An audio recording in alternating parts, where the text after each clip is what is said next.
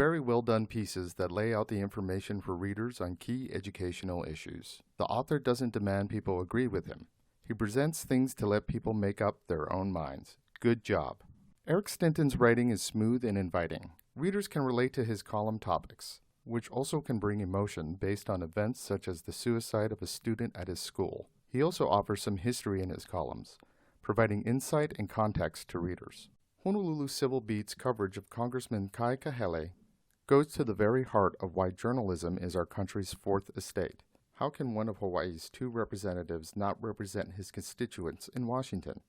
It became clear as Civil Beat delved into his voting record and employment documents that the representative was not engaged with fellow lawmakers in D.C. Good job of exposing an issue that should be of interest to all citizens.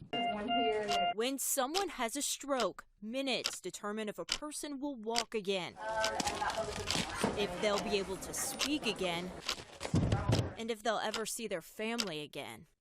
Terrific overview of a problem facing cities and states all over the country. Amazing access for the crew to put the viewer in the hospital. Good research, shooting, and writing. Intriguing and thorough report on a topic most people might not consider a problem. The numbers of the problem are staggering. The solutions are evasive, but the exposure of the problem is one way to mobilize efforts to effect change. Good work. Hawaii Business provides insightful information about its many ethnicities, especially the examination of income trends. Also of high interest are the education and employment numbers. The article is a great example of how media can find data treasures in the Census Bureau's voluminous information.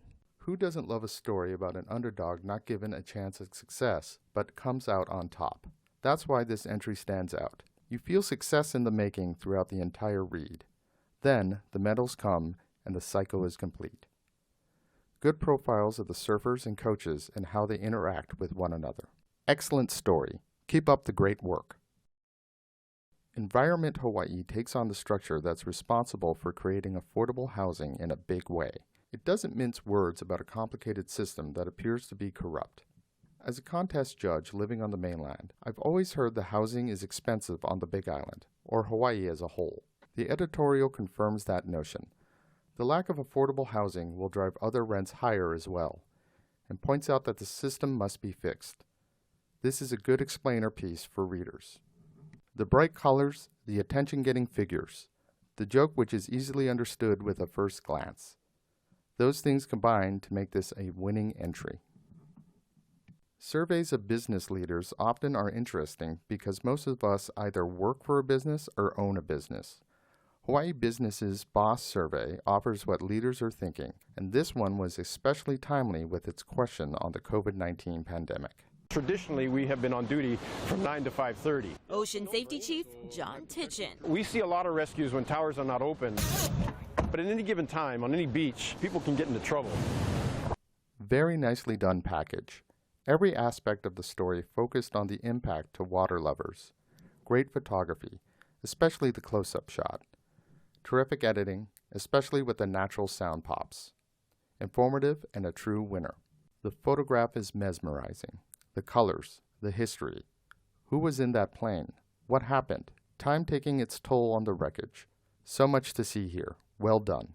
Captivating entry. Terrific shot capturing the light from above to send the eye directly to the divers.